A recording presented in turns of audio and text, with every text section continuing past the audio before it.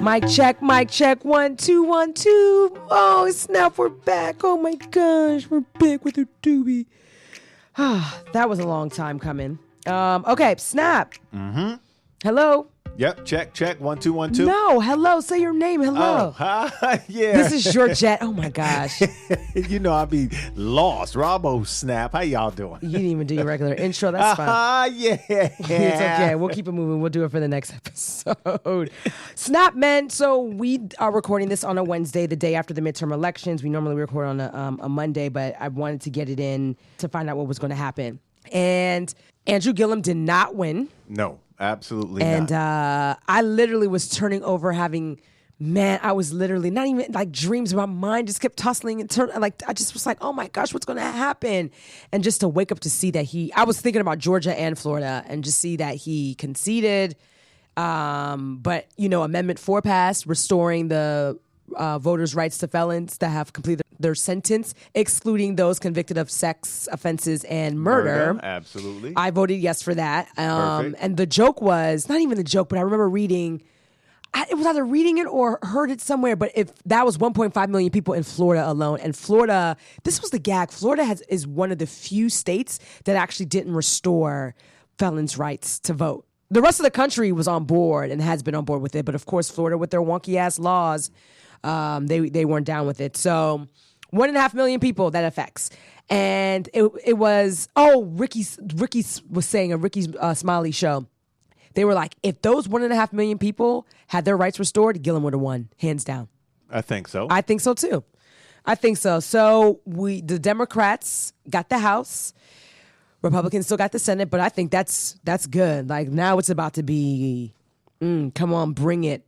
So what were your thoughts about the midterm elections? Did you vote, Snap? Absolutely. And my take on it is the energy that we give out. All of the ads that I was forced to watch and listen to over this 3, 4, 5 month period. Like, and then and I don't want to say my vote didn't count because, not only were there a few amendments on there, but there was, other things. There were a lot of things that we had to vote on. So some of the names that I selected were voted in. But the big one, when you talk about the Gillum Senate and Nelson for Florida with Nelson losing, yeah, but Bill Nelson and Rick Scott is so close, they may recount the votes. That's what they're saying. They may. Do we know that though? I don't know for a fact. They may, but as of right now, we're just gonna say Rick Scott took it. And the crazy part is Rick Scott. His company got away with a lot of money. They, See, I don't know much about him because, I just moved down here. But they love him down here. This happened even before he was elected as governor, but they chose Rick Scott. And so Rick Scott is big down here, and now he's going to be in the Florida Senate. So, he run with Trump, But I think the reason why Scott won was because his commercials, the ad seems so much stronger when you communicate with somebody and say something like, Bill Nelson don't even have a relationship with the president. Me, I can get stuff done. I can, so when you can connect with people like that. Okay. And I think Gillum's downfall was at first for the primaries, you can kind of run to impeach Trump. But the whole continuing on it, I think he needed to have broadened his message, part 2. Once he actually won and became the gubernatorial Democratic nominee, I think that he should have just fell back and was like, attack the issues as to attacking Trump and kind of just focused on what. And so I don't know. I just feel like today, and I think that's why I've reflected in my intro of this show, because that's the kind of day that I had. Like, my start of the morning, it's been like, man, you know how you root for your favorite team? You get to the Super Bowl and they lose, or you get to the NBA Finals and you like, yo, we got 5 good ones in us. So if it go to 7, I know we might not win it. But yeah, I woke up feeling hurt, and I waited up. I waited up past midnight. No, I wasn't doing that. I mean, obviously, because I wake up early in the morning for work. But to your point, I see that Scott Nelson race for U.S. Senate seat could be headed for a recount. But okay, the difference, it says on the Miami Herald, it's saying they're just 34,435 votes separated Rick Scott and Bill Nelson, but it's not an automatic recount, right? So the Secretary of State Ken Detzner, the appointee of Scott, can call for a recount. The appointee. Why is he appointee of Rick Scott? Okay, because he's the acting governor. So yeah, I think that's what happens. I don't know but it says if a machine recount ends with 2 candidates separated by 1/4 of a percentage point or less, then a manual recount would take place. That's a time-consuming process of manually counting the ballots. I don't know. I wonder how long that would take. Well, I mean, they've been stealing elections for years. So I don't think he conceded then. Oh, I thought he conceded. He didn't. Nelson didn't concede. Oh, I thought Nelson yet. conceded. No, he did not. Yeah, he did not concede. That's why I'm saying there's still a little bit of hope, but at the end of the day, I know. Well, it's the same thing with what's her name, Stacey Abrams in Georgia. I just think it's so messy that the Secretary of State, Brian Kemp in Georgia, is not forced to recuse himself. So you're the Secretary of State and you're also on the ballot for governor? Yeah. Where do they do that at? The South? Yeah. We get away with a lot of things down here. Yeah, but it's dumb shit though, Snap. You know, like it's not stuff that helps us, people like disenfranchised people or people of color, black and brown people. So anywho, I'm not gonna go on a tangent about that. So I just wanted to keep it light and just at least wait until the midterm elections happen so we could talk about it. So is there any other thing that you want to talk about in this segment, or you want to keep it moving to all of the things? Let's keep it moving. All of the things, yeah, because I'm about to light your ass up in this one. So this is our all of the things segment where, you know, something personal that happened to us in our day, week, or something that we're going through that's heavy or lighthearted. So this topic is called the business of appeasement and the fear of saying no. And I was inspired by some behaviors of Snap. Boy. And it comes out, and I know, you know, bless Snap's heart, because, you know, a lot of times I think, and this is not just to you, Snap, but a lot of times we don't realize how things in our childhood affect us as we get older. And when you get older, it's harder to unlearn a lot of the things that you were embedded to believe. Like that's anything with religion and how you treat people and how you're treated and all this other stuff. And so the business of appeasement and just appeasing others. And so, Snap, you and I were somewhere, don't need to name it. We were at this event and I was dropping you off at your car, and I had mentioned somebody was around, and you're like, oh well, and like you were kirking out, but immediately went into panic. Oh, mode. you did, and I was like, I could. Yeah, no, I'm gonna say it. Yeah, it was straight panic. He was hiding on the side of his car. You thought the helicopter spotlight was on him. I could not, I was laughing, but the thing is, it wasn't funny. It wasn't funny because I'm looking at this grown ass man feeling like he has to appease and show face when he already showed face for something that we were at, but he wanted to make sure somebody else saw him just so there was nothing said. And I was just like, Snap. Like, what is going on? And that's not the first time I've seen you do something like that, Snap. Even in the conversations with you, and I'll call you out on this, you would give neutral responses. You do it on the podcast. One of my friends gave feedback. She was like, he just, you know, he doesn't realize what he's saying sometimes. I was like, I know. I'm like, he doesn't really like to be mean or say anything that's offensive or in opposition. And I was just like, but that doesn't, like, that's not intentional. Like, I mean, I think you don't realize, like, you don't have control over it, and maybe you don't always realize that you're doing it. But anyway, Snap, I want to get into that. And the fear of saying no, because I'm sure your no's aren't even no's, Snap. Right. So, Snap, so I left the business of appeasing others when I was in college. I struggled. I literally couldn't understand why people had a problem with me, and I wasn't doing anything, right? Like, I felt like I wasn't doing anything. I felt like people, you know, I was doing my thing on campus. I was working. I mean, not working, but I was involved in so many different things and events and activities and organizations. And just for the sake of, just because people just didn't want to achieve those things or go after those things themselves, people just had an issue. So it really was hard for me to fathom that. And I remember one of my guy friends, and he was just like, Georgette, you'll get to the point where you don't care. And I was like, well, I want to get to that point today.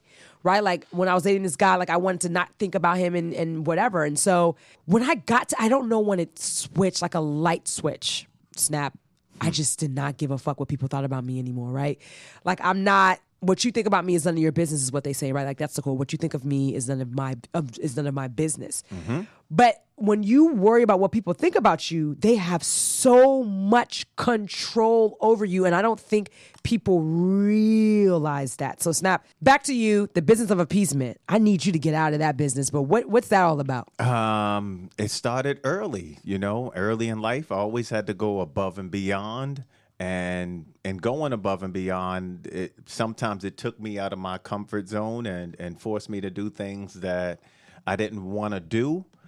There were times where I know I didn't want to do things or I didn't want to participate in some things. But again, because of, I don't want to say consequence, just because of the situation, I just had to go along with it. So Can you give is there an example you're willing, because that's very vague, an example you're willing to share? Okay, so here's an example.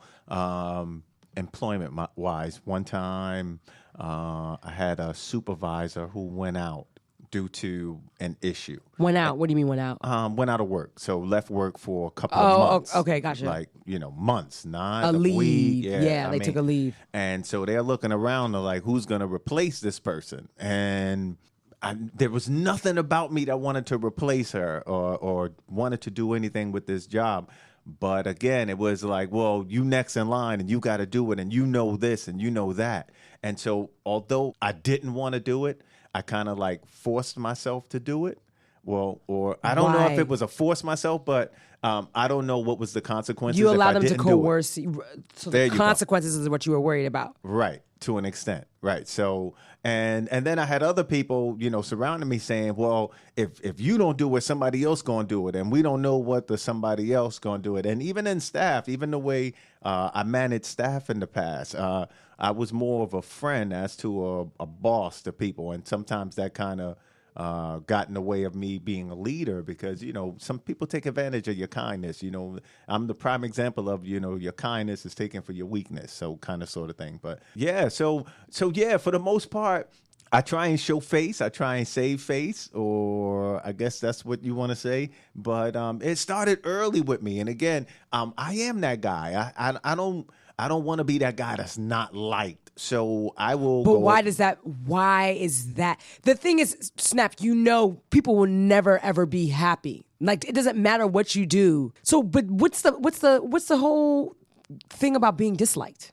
I don't know. It's just uncomfortable. It's uncomfortable. Snap, someone could dislike you because of your energy. You know that, right? Absolutely. But show that dislike out of my presence, like but you have no control over them, so how are you going to tell someone to show their dislike out of your presence? Well, and again, that's why I go above and beyond when I greet somebody, and I'm very good nowadays at reading body language. Okay, so I know when somebody on some neck stuff. I know when somebody really feeling the vibe. I know when there's good energy presence, and I feel negative energy sometimes. So, like when I approach somebody or I walk into a place, usually I try and greet each individual person with my own little thing again, because I'm making an individual connection with people, as to me just being vague and just approaching everybody as like a group kind of thing. So like that LeBron thing. It's LeBron got a handshake with damn near every individual in the NBA. If you are of substance of a player, I mean, he ain't got. Is that true? Yeah, absolutely. Oh, okay, I don't know. So I if Bron down with you, he got a special something when y'all greet each other. So it's like that kid thing, like you had that best friend, like your real best friend, like when you greeted them sometime during the day, it was always with a smile, right? And I was kind of trying to explain that to my girls. Like you got friends that you greet where just without you even knowing, you got a smile on your face, your energy is perked up because you're really excited about seeing that person. Then you got friends where you just, you're like, hey, and then you got people who you associate, but they're not really friends. So, but again, I try and make everybody, whether it's that real friend, that friend, and that not even a friend, but we know each other. I try and make each and every person feel like they're at that 100%. I don't know how to explain it really, but I'm gonna give you that 100% attention. I'm gonna make you feel like I don't know. But I feel like in with you doing all of that, Snap, your nerves are bad. Like even just seeing you when we went to that event the other night. You were rocking, sitting down, and I'm looking at you like, Snap, I forgot who I was talking to. I know who I was talking to. And I was just like, I said, man, I already knew who Snap was in the matter of like my first week of you training me. Like, I was like, man, I see what he struggled. I can see the struggle bus, like the things that you struggle with. And it didn't take long. And there's certain things that I definitely related to you on. But I was just like, man, I can't tell you to get out of it, right? But you'll be so much more free when you don't give a fuck about what people think about you. Right. And I know you care. Like, from when I would ask you questions, Snap, I'm not going to tolerate a neutral response from you. Like, other people can tolerate that, but I'm not. I'm like, Snap, I'm asking you for a reason. So you're going to have to sway on one side or the other. Like, you can't. There you go. Because you try to give me two answers in one. I was like, Snap. Like, I do that, though. I was like, that doesn't work with me. And so that's another thing. I don't know how to separate. You know how, like, you put on. What do you mean you don't know how to separate? Okay, so you know how some people got a regular face, some people got a game face. Some people act this way outside the house, some people act this way inside the house. I don't try and do like so that's why I say I don't know how to separate the two. You know, like the energy is always going to be the same whether I'm at work or whether I'm at home. It's the same, and I'm not a different person. But some people know how to be a different person. You know how like they be like you put on that white voice and then around your friends you do. I don't even feel like it's a different person. I think it's, listen, when I'm around certain people, like I'm always watching energy. Like I'm people think I'm extroverted. I'm an ambivert, right? Like I can be high strung when I'm out and about with people, but I need to be by myself when I need to recharge, and that's more introverted.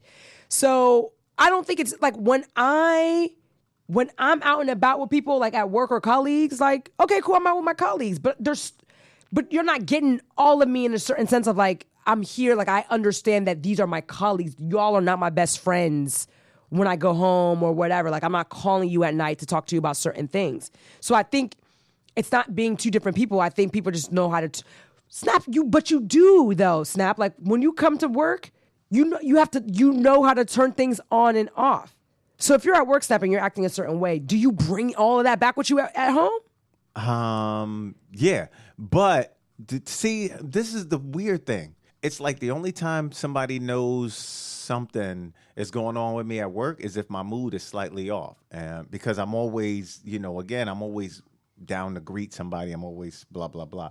So, but when is your mood ever off? What does that look like? That's what I'm saying. I try to rarely have a off mood, but it's okay if you do, Snap, is what I'm trying to say. Yeah, but I try not to. And okay, so I take that with me in life and relationships.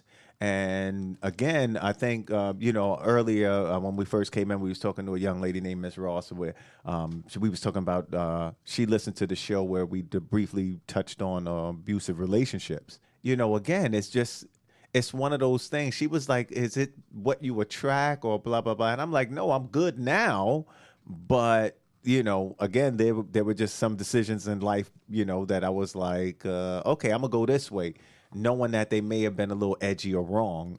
But I try and correct those. I try and fix. You know how you be like, nah, she ain't right. I be like, but I don't know that yet. Let me.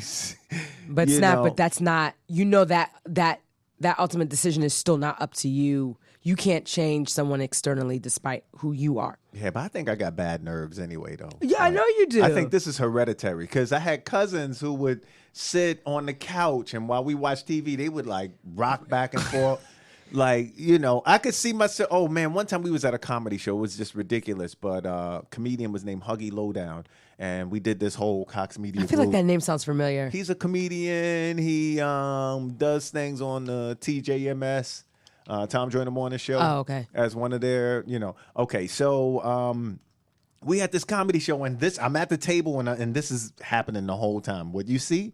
Yesterday, day before with yesterday, your leg shaking. Yeah, you were like rocking a little bit back and forth 2 nights ago. And he told me a new one. I mean, like literally, I forgot. He asked me some dumbass question. It was something like, "What's gangsta?" And it was right around the time where BP had that big ass oil spill. Mm-hmm. And I was like, "Well, shit, they ain't cleaning up that oil. BP is gangsta." Oh, that was the wrong answer. So, but again, at the end of the day, I think it's hereditary.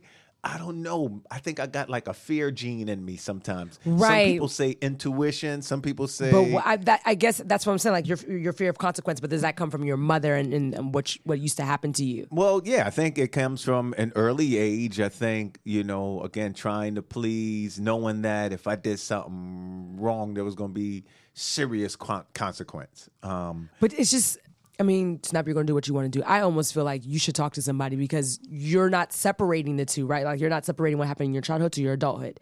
Right. You being grown, you should be able to tell someone no. You should be able to be like, I don't need to worry about what's going to happen if I do this.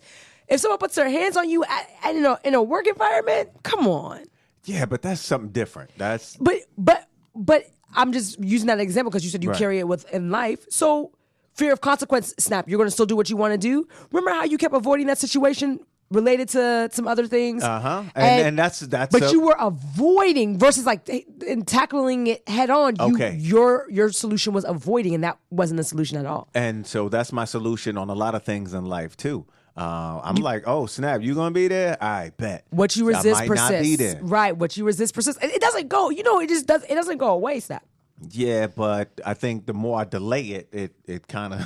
Oh my gosh! Okay. It kind of makes it better for me. But yeah, I mean, like, yeah, I will go around something instead of tackling it head on. Sometimes there are a lot of times where I'll either wait for something to see what's up.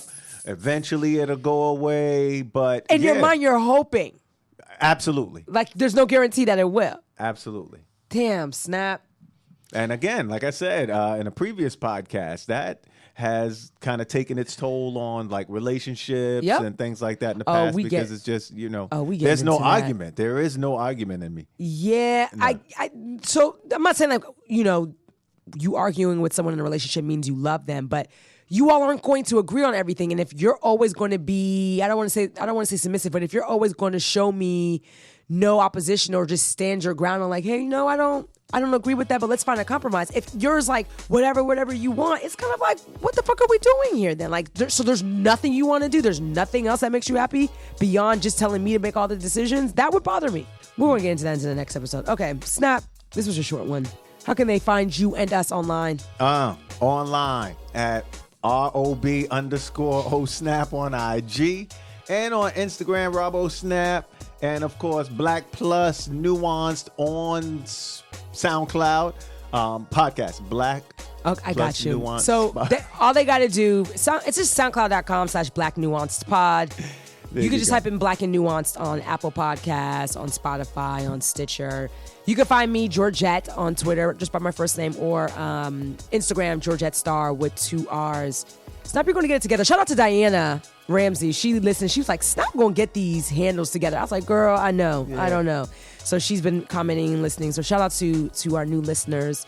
And follow us because we're building this up. And this is always a great outlet for us. Sometimes therapeutic for Snap, I hope.